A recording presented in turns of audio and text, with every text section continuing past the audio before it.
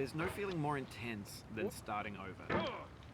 If you deleted your homework the day before it was due, as I had, or if you left your wallet at home and you have to go back after spending an hour in the commute. If you won some money at the casino and then put all your winnings on red but it came up black.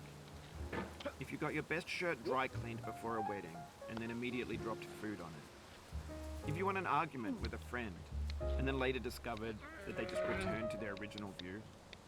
Starting over is harder than starting up. If you're not ready for that, like if you've already had a bad day, then what you're about to go through might be too much. Feel free to go away and come back. I'll be here. Alright, thanks for coming with me on this trip. I'll understand if you have to take a break at any point. Just find a safe place to stop and quit the game.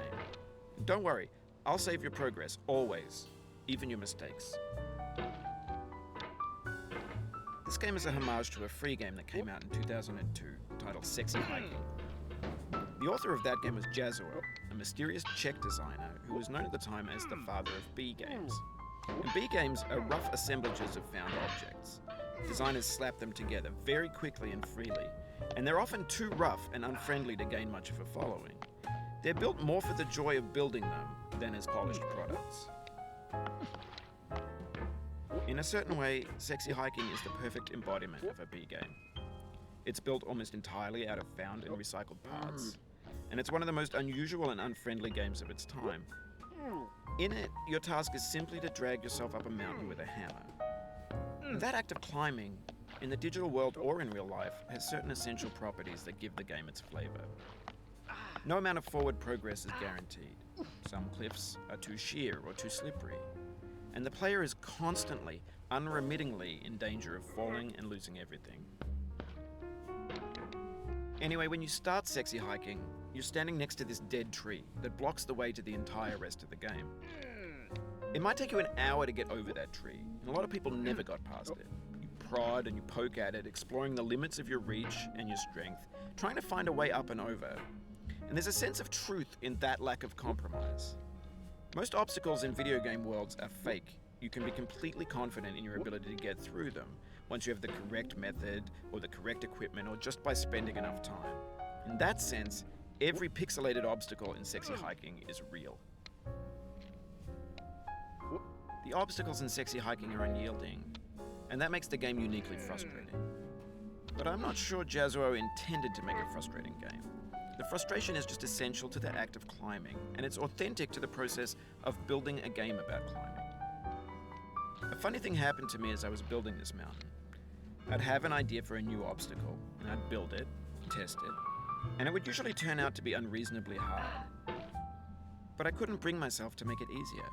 It already felt like my inability to get past the new obstacle was my fault as a player rather than as a builder. Imaginary mountains build themselves from our efforts to climb them, and it's our repeated attempts to reach the summit that turns those mountains into something real. When you're building a video game world, you're building with ideas, and that can be like working with quickset cement. You mold your ideas into a certain shape that can be played with, and in the process of playing with them, they begin to harden and set until they're immutable, like rock. And at that point, you can't change the world. Not without breaking it into pieces and starting fresh with new ideas. For years now, people have been predicting that games would soon be made out of prefabricated objects, bought in a store and assembled into a world. And for the most part, that hasn't happened, because the objects in the stores are trash. I don't mean they look bad or that they're badly made, although a lot of them are. I mean they're trash in the way that food becomes trash as soon as you put it in the sink. Things are made to be consumed and used in a certain context, and once the moment is gone, they transform into garbage. In the context of technology, those moments pass by in seconds. Over time, we've poured more and more refuse into this vast digital landfill that we call the internet. It now vastly outnumbers and outweighs the things that are fresh and untainted and unused. When everything around us is cultural trash, trash becomes the new medium, the lingua franca of the digital age. And you can build culture out of trash. But only trash culture. B games, B movies, B music, B philosophy. Maybe this is what digital culture is. A monstrous mountain of trash, the ash heap of creativity's fountain. A landfill with everything we ever thought of in it.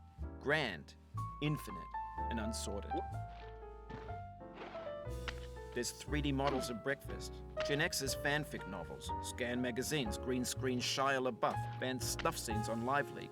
Facebook's got lifelike bots with unbranded adverts and candid shots of Kanye and Taylor Swift mashups, car crash epic failed GIFs, Russian dashcam vids, discussions of McRibs, discarded, forgotten, unrecycled, muddled, rotten, untitled. Everything's fresh for about 6 seconds, until some newer thing beckons, and we hit refresh. And there's years of persevering, disappearing into the pile, out of style, out of sight. In this context, it's tempting to make friendly content that's gentle, that lets you churn through it but not earn it.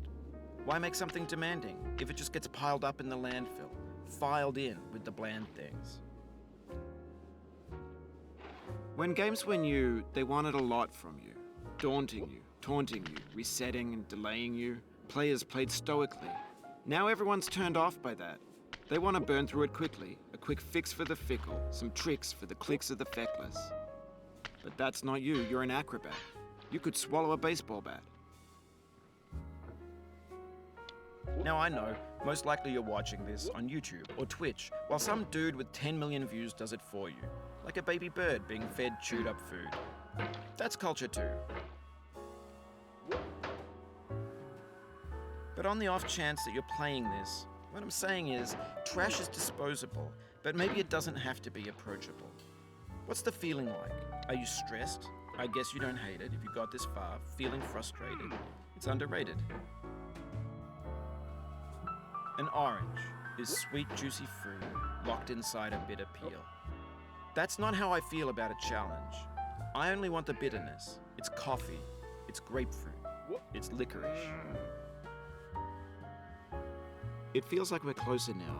Composer and climber, designer and user. You could have refused, but you didn't. There was something in you that was hidden, that chose to continue. It means a lot to me that you've come this far, endured this much. Every wisecrack, every insensitivity, every setback you've forgiven me is a kingly gift that you've given me. We have the same taste, you and I. It's not ambition, it's ambition's opposite.